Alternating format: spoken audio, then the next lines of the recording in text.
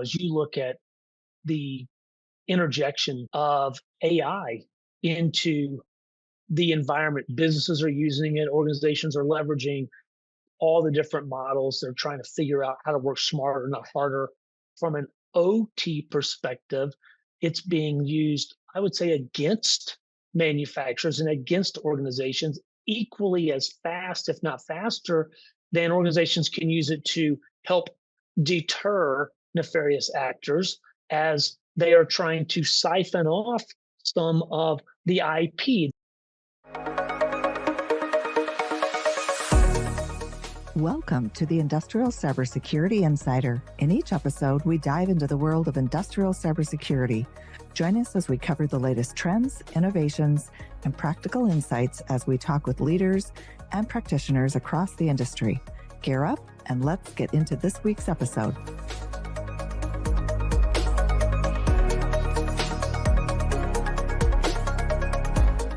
Hi, I'm Craig Duckworth. And I'm Dino. Today, Dino, you know what? I don't know. Well, yeah, I do know. Let's talk about IoT stuff.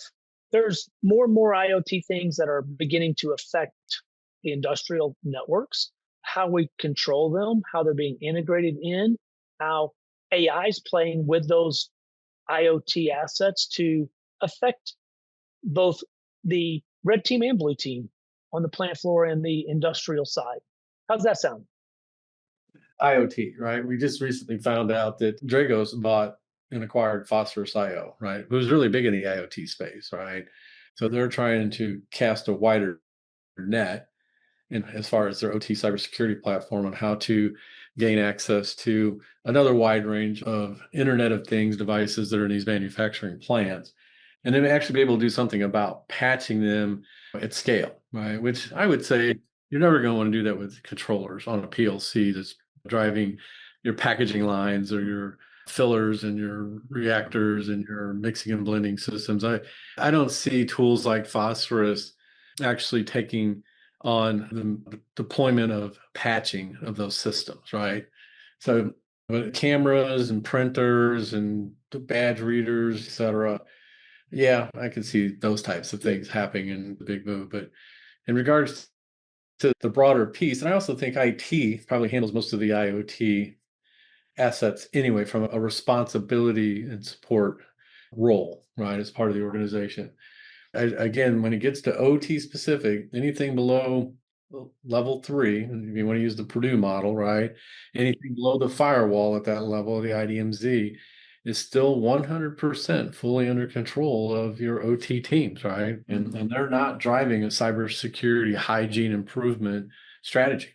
Not that we see, again, you've heard me say many times, as a system integrator, we're not being asked to follow some roadmap to improve cybersecurity hygiene on the projects that we're executing in these manufacturing environments.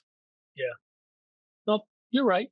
But I think that as they are starting to evolve, you look at down on the plant floor where we play below 3.5, there are printers that are printing labels, that are printing date codes, that are printing stuff on food and bev, on various different codes, pharmaceutical, across the board. There are cameras that are being utilized with AI that are maybe tracking specific stuff. There are X-ray machines that are scanning for foreign matter inside food and other products. There are a lot of assets that have firmware that could be exploited that don't necessarily have an operating system per se, which would fall in that IoT bucket. I think from the boundaries of that IDMZ level 3 OT, labels on a printer, if those printers can't print labels and the packaging line stops, again, that's an OT problem. It's not an IT, it's an OT problem. And that line of demarcation, which is why you see weak passwords and default passwords and unencrypted passwords on those printers. We see those all the time, right? And if IT was managing them, then why aren't they fixing that, right? And they're not going to be. They're not. That's not they'll manage cameras from a guest access. They'll manage cameras from the perimeter. They'll manage cameras that are doing exterior stuff, I would say. But you're right, down on that lower level, we don't see that often. And there are so many that come with default credentials that are put in and never updated, never changed, never rotated, which kind of goes back to that, in my mind, maybe the reason that Dragos looked at procuring phosphorus from an IoT play is it gives them that capability within their traditional OT space. Yeah. Well, I think we'll find out more about that in November at Rockwell Automation Fair, because Dragos is usually always there. Clarity is too, but now with the Phosphorus acquisition, I'm sure the Phosphorus piece will be there. And so we'll get to hear the messaging and the reasons why Dragos picked up Phosphorus, right? I looked at Phosphorus a few years ago, great tech, loved it. I mean, but from an OT perspective, it just didn't fit because we knew that you weren't going to push updates to control systems that are actually running your manufacturing environment per se. But again, it's back to services. All right. And Dragos is really big on services.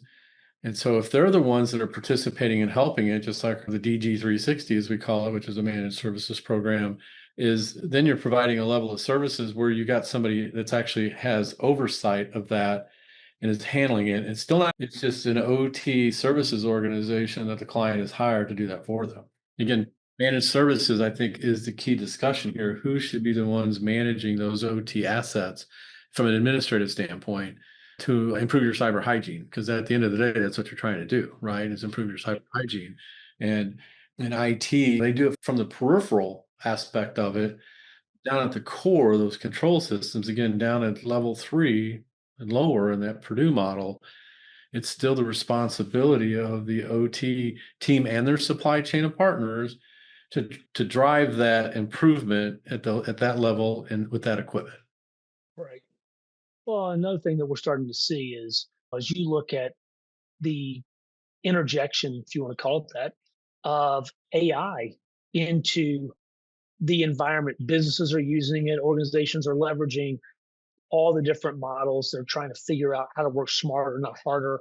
From an OT perspective, it's being used, I would say, against manufacturers and against organizations equally as fast, if not faster, than organizations can use it to help deter nefarious actors as they are trying to siphon off some of the IP. The data is leaving the environment and they're taking IP and they are siphoning information away from organizations. And I don't know that organizations are realizing it's even happening. Yeah, I mean, the whole intent for this connectivity that we've seen in Industry 4.0 and beyond was getting access to that data on the plant floor, right? Which drove the connectivity that we've seen in these industrial environments. And so, and from an AI perspective, I think that data transitioning from off the plant floor into these large language models that can be used for however the client wants to manipulate that data to help them drive cost efficiencies or improve operations or help with their forecasting or whatever the case may be. I don't think that'll change. They'll just have better tools to at the AI level to do that. The flip side is AI can make it easier for people to develop bad things to happen with assets that are rarely to never patched, that have a tremendous amount of vulnerabilities to them for bad actors to start to be able to develop malware that's specific for certain controllers, certain firmware versions, right? Certain Windows systems, right? I mean, when you think how many Windows 7 machines are still out there, some people would say very few. Yeah, we know some clients that still got a lot of them and rely on those Windows 7 machines to produce their goods all day, every day. And as crazy as they sound, they're out there. All right. And you got PLCs that have been out there for 30 years. And you know the vulnerabilities and risk associated with those. And how hard would it be for somebody to start working with AI and chasing certain vulnerabilities, and all of a sudden it makes it very easy to start attacking those control systems. Well, you look back 15 years or whenever it was to Stuxnet. Stuxnet was the very first targeted specific to those Siemens PLCs that were running those centrifuges, and they only did they only activated in certain conditions on certain machines under certain programs and certain versions and all of the stuff that made it unique, and the capabilities were there that long ago. So now, to your point, to target specific assets to do exactly what you're saying, to just exfiltrate data off of that machine. Maybe it's the recipe, maybe it's the blueprints, maybe it's information that if there's not a DLP in place, a data loss protection tool that's there that's giving them access to prevent that. Do they even know what's happening? Where maybe you don't care about trash in the environment or ransomware, you just take the IP and build your own and beat them at their own game type scenario. Again, you brought up Stuxnet. It was up 20 years ago, right? And the development of that malware to do what it was doing was very sophisticated. Nobody ever really stepped up and said, hey, we did that. But everybody knew it was a state-sponsored actor. With AI, now you're able to take that and put that in the hands of people who are sophisticated, who don't need a tremendous amount of resources to build something that can be very disruptive to a specific set of PLCs or SCADA software or DCS. It wouldn't be hard to do at all. Again, because the vulnerabilities and risk associated with those devices is great, right? It's huge.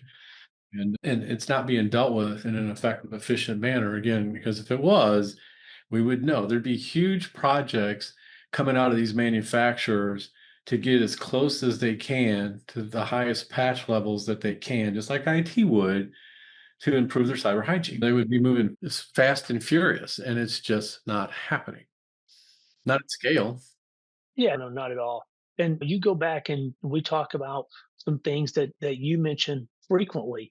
How many times can I walk into a facility with my laptop and I can access all the information that's there and I can use my own stuff? Is there anything on it?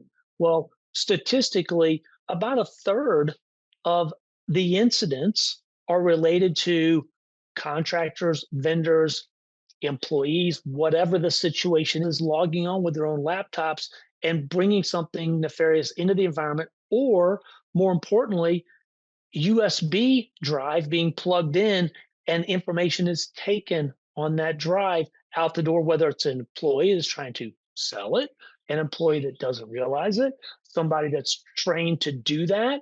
There's all kinds of different ways that this is happening that I don't know that it's being monitored in the fashion that it needs to be.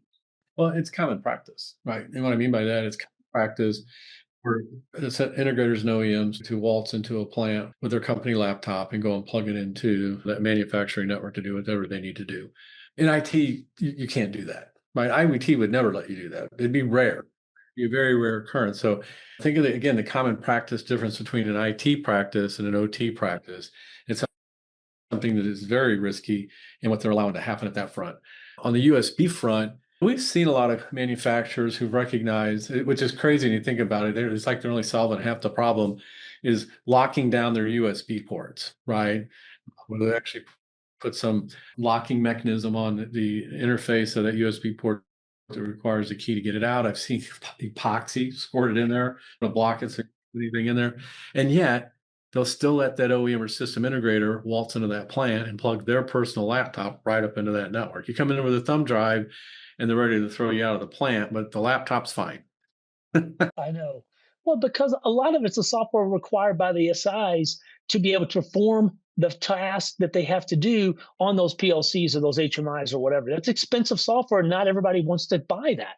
Right. And but we have technologies, right? We've been looking at the CASM stuff and the Steel Dome where you can actually use the client's own applications and data to do that work instead of allowing that OEM or system integrator to come in with their specialized laptop running their expensive engineering programming software on it to be able to gain access to those machines to manipulate those projects, change those recipes, do updates, patch upgrades, again, which happens rarely, or any feature enhancements. So again, it's like they do half of it. They go at it half-assed, if I can say that, right?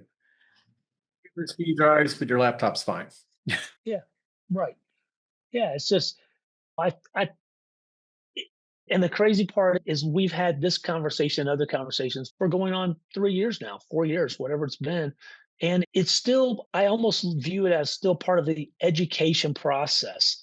It's like everybody's trying to check a box, but not do anything. And it's easier to say, I have plausible deniability because I don't know, versus it is to do the right thing and truly advance the organization's posture. Yeah, and well, at the same token, OT is not leading that, right? We see that in our own, right? When you think about the broader engineering integration activities that go on, they're not leading and improving OT cybersecurity hygiene. You can see it in the scope of work, right? You don't see security frameworks necessarily layered in there to say, here's how you operate in my environment, whether it be NIST 882X, take your pick, or IEC 6443. Clients will say that, but when you look at their RFPs, they don't spell it out. What specifically are you trying to tackle in there in that IEC 6443? Because if you tell me that you're following that model, and one of the attributes of a security framework for remote access is that the only people that have access to those control systems and to those specific assets have access. And you and I both know the work that we do when we go out there and do these visibility studies from a cybersecurity perspective, those networks are wide open. I can remote into the South 40 of the plant to go work on some tank farm. And then once I'm in there, I have access all the way across the plant, all the way to the other side out to finished goods as things are coming off the palletizer. So it's like you say one thing, but it's not, you don't practice what you preach, right?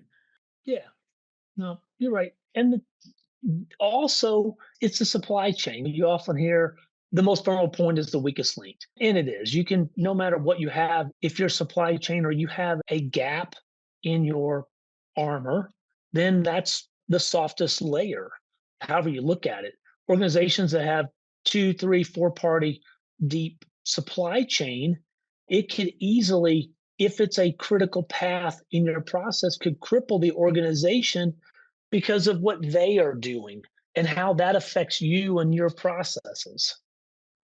Yeah, and I think the reason why it's slow to move, everybody talks about FUD, fear, uncertainty, and doubt in this case, but the reality is the OT ecosystem is not driving the strategy. They're not driving the strategy, right? The client's not doing it, not well. And the people, their supply chain, who's supplying them these machines and this technology and the support of their manufacturing equipment aren't driving it either. And in most cases, they view it as maybe too expensive, right? We've seen that they way under budget for it. It's just because they haven't had the practice to determine what is it really to take to do this. I got 30 plants in my fleet. What would it realistically take for me to get 100% asset visibility and really understand where I'm at and prioritize those systems that I need to focus on, whether it's into life, into support that I need to get out, or those systems that I really can't replace, but I can definitely move their security posture up several levels, or tackle my remote access in here and do a better job of managing who actually has control, tighter controls to access to this equipment, and have overwatch over all of it, right? Have overwatch over everything going on in that environment with people who know how to interpret what the activity and that data. So you can pivot to the things that are important to help harden that cybersecurity posture and improve your hygiene. Well, it's you go back to, I guess, two things: the ownership.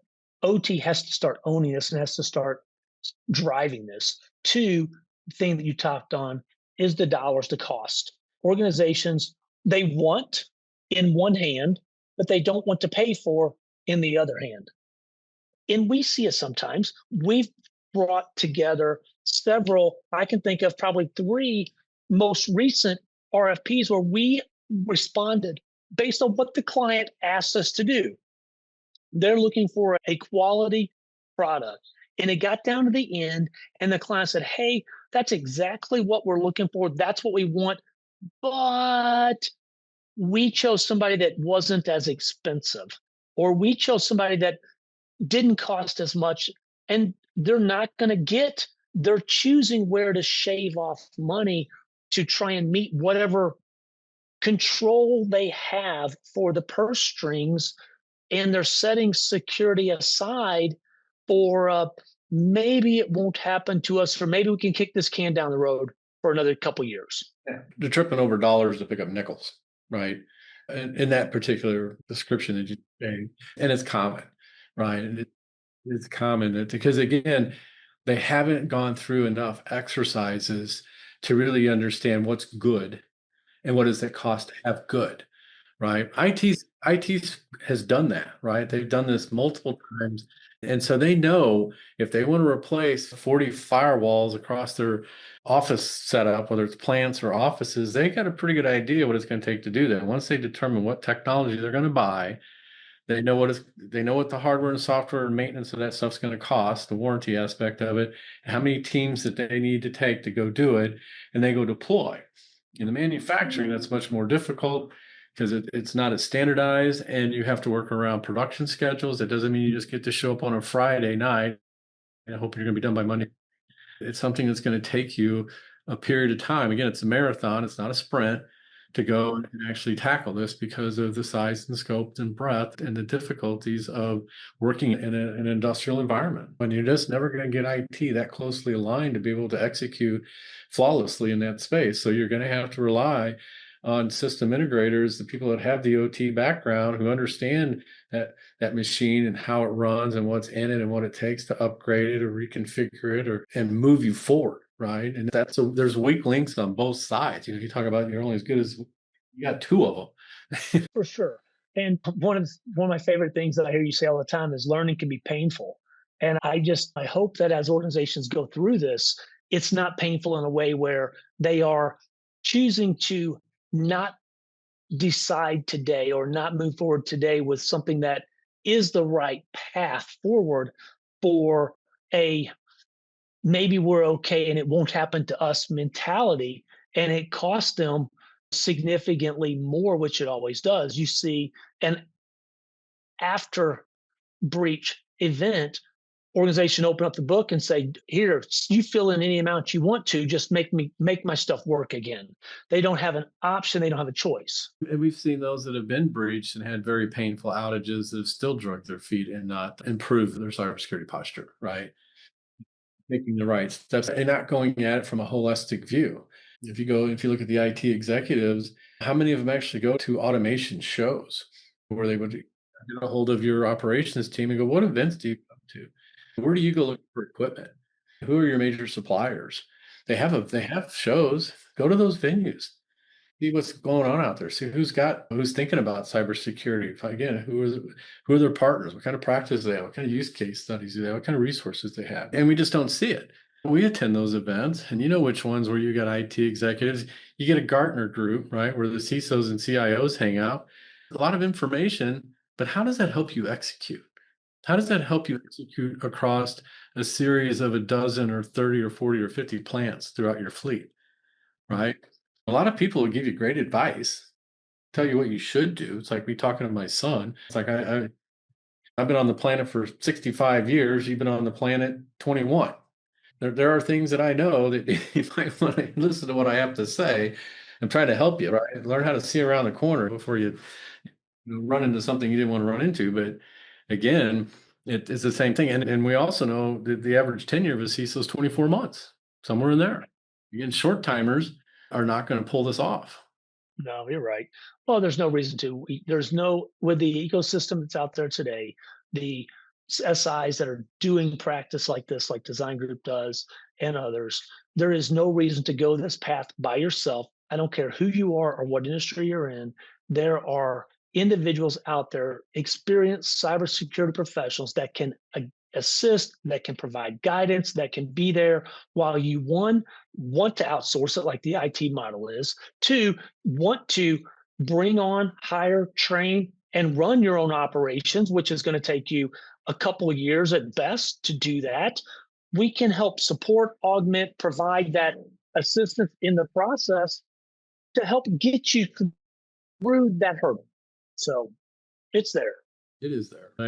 And all the things that we espouse and why we think it's too difficult for either side to really solve this. I mean, those are real problems. And so recognize that. And so what are you going to do about it? right? Recognizing that your IT guys can't get you want to go in that industrial environment. Recognize your OT people aren't going to improve the cybersecurity hygiene that you'd like to see, right? So two things can be right at the same time. And in that particular case, that is the scenario and painted in most cases, right? I mean, I can't espouse it enough because we see it. We live it every day. I read through proposals that are going out the door, and it's like you just aren't asking the right questions, or the client isn't asking for the right requirements to be met. Yep, 100% true.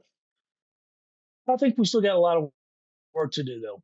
We're making progress, slow, not quite as quick as I'd like to see. Maybe if you're trying to go down this road, reach out. If you got questions, we can help answer them, provide some guidance. Don't try and figure this out on your own, but you got to do something. You can't just ignore it. Yep. You hope the right people are listening to your message. If they are, and they don't like it, tell us what it is you don't like about it. Yeah, agreed. Totally agree. Like, we're not saying we're 100% right. We spend a lot of time swimming in these lanes, know quite a bit. I'd love the debate, right? Is anybody that wants to push back too hard, thinking that they got a better idea, and we've already researched that 7 ways to Sunday and get it? That's just one person's opinion. Why don't you want the east-west traffic? Why don't you want asset inventory levels 2 and 3 and 1 in your manufacturing environment? So anyway, I think there's, but it's got a long hill to climb. It does. It's got a long way to go. Great conversation. Perfect. Thanks, Dino. Appreciate it. Yeah. See you. Thanks for tuning in to the Industrial Cybersecurity Insider. To stay up to date with our latest episodes, be sure to click the follow or subscribe button now. And if you found this podcast helpful or have a topic you'd like us to discuss, please leave us a review or let us know. Thanks again for listening. See you next time.